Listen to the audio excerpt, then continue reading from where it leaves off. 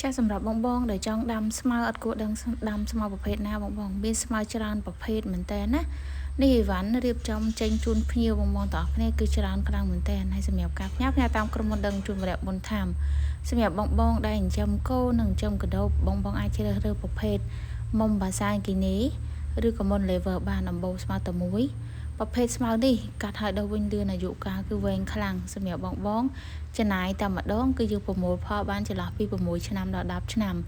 បានទាំងគោបានទាំងកដោបស្មៅនេះប្រភេទស្មៅស្លឹកធំណាអាយុកាលវែងបងចង់ដាក់ឲ្យគោស៊ីមិនពាន់សាច់ឬក៏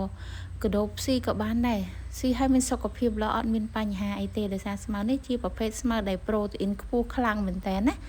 មួយវិញទៀតបងចង់បានប្រភេទស្មៅដើមទុនល្អិតដើម្បីចង់លេងឲ្យគោស៊ីឬក៏ពពែកបី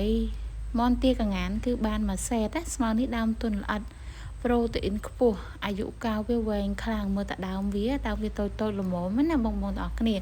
បងចង់លេងឲ្យគោស៊ីក៏បានចង់កាត់ឲ្យស៊ីក៏បានដែរ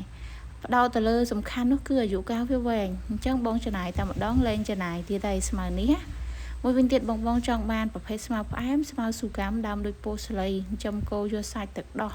ពពែអីត្រូវ